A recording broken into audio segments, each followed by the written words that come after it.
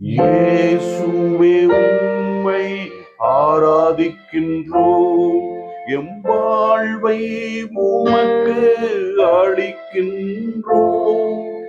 உம்மை அன்பு செய்கின்றோம். இறைவா, நீரே எங்களை உருவாக்கியவர். உமக்கே நாங்கள் முக்கியத்துவம் கொடுக்க வேண்டும். உயிரை படைத்தவரும் நீரே, உயிர் மூச்சை கொடுத்தவரும் நீரே என்பதை நாங்கள் உணர்ந்து வாழ வேண்டும் என்று ஒரு தாய் தன் குழந்தைகளுக்கு விளக்கி கூறியதை முதல் வாசகம் தெளிவுபடுத்துகிறது.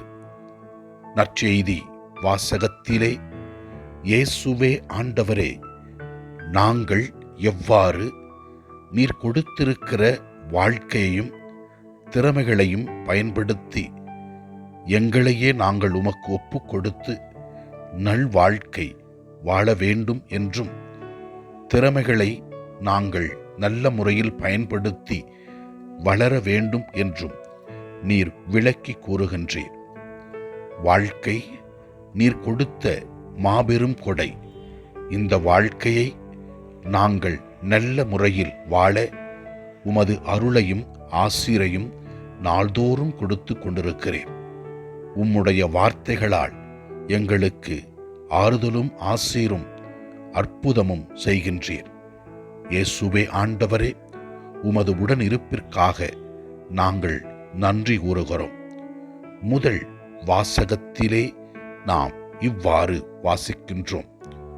உலகை படைத்தவரே, உங்களுக்கு உயிரையும் மூச்சையும் மீண்டும் கொடுப்பார் என்று ஒரு தாய் தன் குழந்தைகளை பார்த்து அறிவுரையாக கூறுகின்றார்.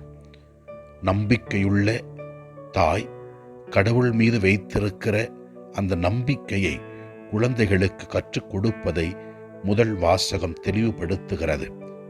இறைவனில் வாழாத அரசன் எவ்வாறு மக்களை கொன்றான் என்பதையும் தெளிவுபடுத்துகிறது. நாம் இறைவனுக்கு உகந்தவர்களாக வாழ இறைவன் நமக்கு தேவையான அருளை கொடுக்க வேண்டும் என்று ஜெபிப்போம். நற்செய்தி வாசகத்திலே தெல்லம் தெளிவாக இயேசு கிறிஸ்து கூறுகின்றார். நாம் எவ்வாறு இறைவனுக்கு ஏற்றவர்களாக நம்மை வாழ அழைக்கின்றார் என்பதை விளக்குகிறது. ஏன் என் பணத்தை வட்டி கடையில் கொடுத்து வைக்கவில்லை என்று தன்னுடைய பணியாளரை நோக்கி முதலாளி கேட்பான் என்பதை தெளிவுபடுத்துகிறது. இறைவன் வாழ்க்கை என்னும் கொடையை கொடுத்திருக்கிறார்.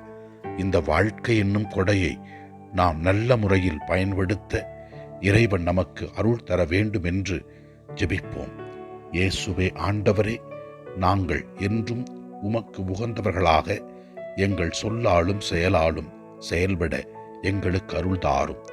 ஆண்டவரை நோக்கி நமக்காகவும் நம்மோடு வாழ்கின்ற நபர்களுக்காகவும் மருத்துவமனையில் நோயால் அவதிப்படுகிற மக்களுக்காகவும் ஜெபிப்போம். எல்லாம் வல்ல இறைவன் தந்தை, மகன், தூய ஆவியார் நம் ஒவ்வொருவரையும் ஆசீர்வதிப்பாராக. இயேசுவுக்கு புகழ். மரியே வாழ்க. ஆமென்.